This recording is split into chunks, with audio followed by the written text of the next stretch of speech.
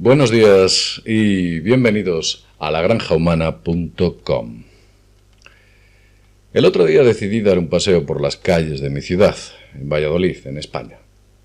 Era una mañana bastante fría y no había mucha gente por sus calles. El paseo fue agradable y tranquilo. Durante el mismo me hice una serie de preguntas dentro de las reflexiones que puede dar cuando alguien interioriza en un paseo. Y una de ellas era si era realmente libre, si me sentía realmente libre. JL, ¿eres realmente libre? Claro, dentro de aquel contexto y pensando que salí de casa sin un rumbo aparente, puedo pensar que soy libre, que tenía opciones de ir a una cafetería y tomarme un café, o ir a una biblioteca, o comprar un libro, o acercarme a cualquier sitio, sencillamente porque me apeteciese. Era libre. Pero cuando analicé aquellas cosas que podía hacer, me di cuenta que muchas de ellas las hubiese podido hacer en férreas dictaduras y las estaba pudiendo hacer en la democracia. Por consiguiente, la definición de libertad no estaba en a dónde podía ir o qué cosas o opciones podía comprar. También me di cuenta de que había muchas cosas que en ciertas dictaduras férreas no se podían hacer o decir, y en la democracia tampoco. Por consiguiente, la teoría o la idea de que estamos dentro de un entorno de libertad es un poco algo así como un espejismo. No es realmente tangible. Parece, pero no es. La percepción de la realidad no es la realidad, y eso es lo que tenemos, o en ese caso lo que tenemos es una mera percepción. Veréis, voy a centrarme en lo que quiero o a dónde quiero llegar. En el año 2014 hubo un estudio titulado Perspectivas políticas. Sí, perspectivas políticas. Fue efectuado por Martin Giles, de la Universidad de Princeton, y Benjamin Page, de la Universidad de Northwestern. En aquel estudio estudiaban el impacto que tenía las políticas que desarrollaba un gobierno con las necesidades del ciudadano medio. Y llegaron a la conclusión de que las políticas que desarrollaban los estados no cubrían las necesidades del ciudadano medio. Fijaos, esta gente, estos dos señores, examinaron un total de 1.779 datos sobre diversos aspectos políticos nacionales, en referencia a Estados Unidos, en los cuales veían o medían las necesidades de los ciudadanos comunes y las necesidades de los grandes grupos de interés. Y se dieron cuenta de que la mayoría de las políticas estaban vinculadas a las necesidades de esos grandes grupos de interés y prácticamente ninguna a las necesidades de sus ciudadanos. Entonces, la pregunta es, ¿quién realmente tiene la capacidad de modificar o de crear las políticas? Hay un dato más. En la Universidad de Tufts, concretamente Michael G. Glennon, un politólogo, este hombre es politólogo, llegó a la conclusión de que los grandes presidentes no pueden cambiar, por mucho que se esfuercen, las políticas, aunque lo intenten. Un estudioso de la política internacional. E incluso este señor dijo que el propio Barack Obama, cuando fue presidente de Estados Unidos, no hubiera podido cambiar nada, aunque hubiese querido. No podía. No tenía capacidad para ello. Es algo así como que cuando hay un presidente, lo único que hace es montarse en un avión, sentarse en la cabina del piloto y encender el piloto automático porque ya todas las políticas han sido diseñadas. Y el avión te lleva única y exclusivamente a donde esas políticas que han sido diseñadas pretenden llevarte. Si intentas coger los mandos del avión, no te va a permitir pilotarlo. Eso es lo que le ocurre a muchos presidentes. Son personajes pusilánimes. Claro, si llegamos a esta conclusión nos damos cuenta de que lo que realmente ocurre es que existe un doble gobierno. El gobierno visible y el invisible, que es el que realmente dicta las políticas. Voy a ceñirme a un ejemplo práctico con el que lo vais a entender perfectamente. Veréis. Recientemente la ministra de Defensa, Dolores de Cospedal, ha sido llamada al orden y ha tenido que ir al Pentágono, en Estados Unidos, este inmenso edificio que es un búnker en superficie donde está todo el staff más importante de las fuerzas, digamos, las fuerzas militares de Occidente. Y allí le han dicho que lo que tenía que hacer es duplicar los presupuestos de defensa. Imagínense ustedes con la que está cayendo duplicar los presupuestos de defensa. que querían que pasásemos, o quieren que pasemos, a que gastemos el 2% del PIB, del Producto Interior Bruto, en armas y defensa. Bueno. Pero la respuesta que dio Dolores de Cospedal es curiosa. Ella dijo, si no tenemos seguridad, da igual tener sanidad pública o educación. Evidentemente hizo demagogia, como diciendo que lo más importante es la seguridad, frente a la sanidad y la educación. Eso es lo que dice. Ahora la pregunta que yo me hago primero es, ¿qué tipo de seguridad es de la que está hablando la señora Dolores de Cospedal? Tal vez la seguridad de tener un trabajo digno y estable. Tal vez la seguridad que pueden entregar unos grandes o buenos servicios sociales. Tal vez la seguridad que pueden entregar unos hospitales en los cuales las camas no son cerradas, o unos colegios donde los profesores, al ser despedidos o jubilados, sean repuestos. ¿Se refiere a ese tipo de seguridad? Yo creo que se refería a un aumento de armamento. España gasta el 0,9% del PIB en armamento y quería el Pentágono que más que duplicarlo lo elevásemos al 2%. Y sin embargo, la ministra de Defensa no les dijo que no. ¿Creen ustedes que llegó allí y le dijo, oiga, mire usted, con la que está cayendo, nosotros no podemos ejecutar políticas de aumento de defensa porque estamos en un proceso de recuperación?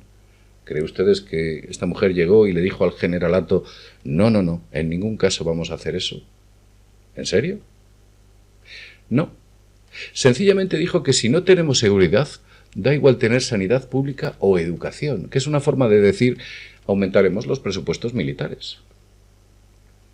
Evidentemente, el Pentágono se lo está pidiendo para que España coopere internacionalmente con todas esas campañas internacionales que tienen abierto en muchos frentes la OTAN.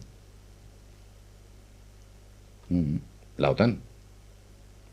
Principalmente desde Afganistán, pasando por Ucrania, entrando por Turquía, el mar Egeo, Mediterráneo. Una curiosa ruta por la que pasan sustancias bastante tóxicas, por cierto. Y cada uno que saque sus propias conclusiones. ¿Por qué pide la OTAN que nosotros respaldemos sus aventuras? Pues muy sencillo. Somos y debemos pleitesía a ciertos poderes como la OTAN. A saber, con los servicios de inteligencia que tiene la OTAN, ¿qué datos conocerán sensibles de nuestros políticos? No lo sabemos. Recientemente han salido una serie de datos a través de Wikileaks que dice que todos los sistemas electrónicos prácticamente que tenemos a nuestro alcance, que tienen cámara o micrófono, están controlados por sistemas desarrollados por los servicios de inteligencia para saber qué decimos, qué hablamos, a dónde vamos, dónde venimos, cuáles son nuestras funciones. ¿Creen ustedes que los desconectan cuando llegan a los políticos de alto nivel? No. Es ahí donde tienen más saña. Y conocen muchos datos. ¿Estoy hablando de un chantaje? ¿Tal vez la OTAN ha chantajeado a Dolores de Cospedal? No lo sé. Pero esa respuesta es una forma de decir, no se preocupen ustedes que aumentaremos los recursos. Y una forma de explicarle al público que si lo hace es porque es mejor tener seguridad que sanidad o educación. ¿Realmente gobierna la OTAN España? ¿O hay poderes incluso que están por encima de la OTAN? Entonces, ¿realmente quién ordena todas estas políticas? Todas estas políticas. En España ha habido un montón de recogidas de firmas, cientos de miles, y no han cambiado las políticas.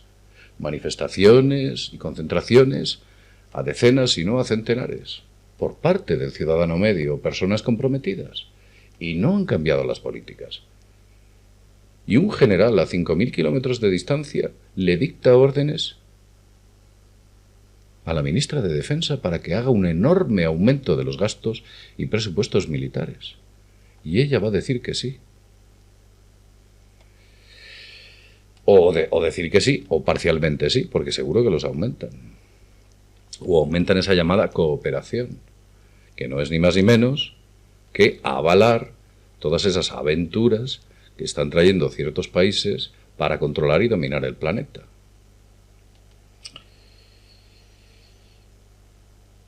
Cuando hay mucha gente que me dice, oye JL, ¿realmente están los Illuminati detrás de todo esto? ¿Hay fuerzas oscuras que son las que están controlando todo el panorama político, incluso el clima social?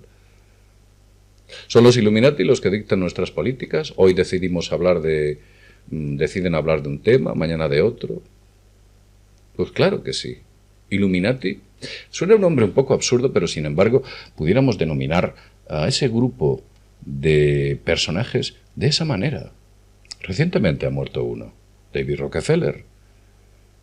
Fue Aaron Russo, un productor de cine norteamericano que murió, o un director, que murió de cáncer, quien declaró que David Rockefeller Jr. le confesó que su objetivo final era esclavizar a la humanidad.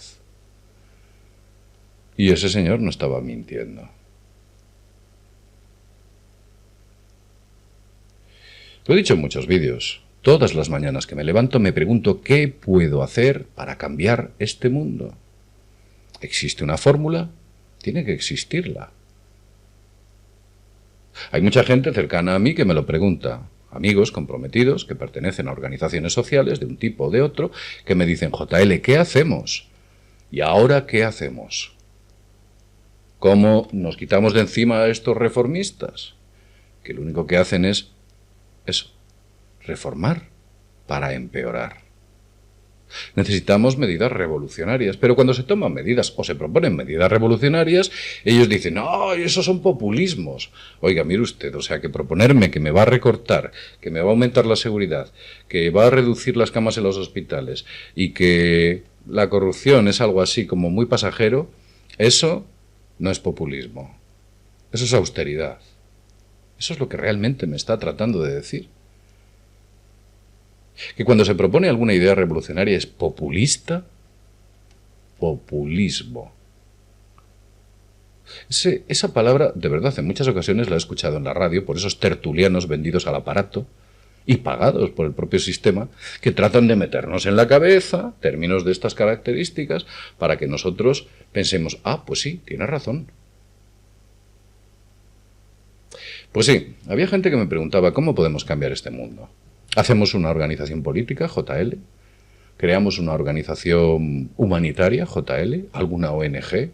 ¿Un grupo de estudio? ¿Qué debemos hacer, JL?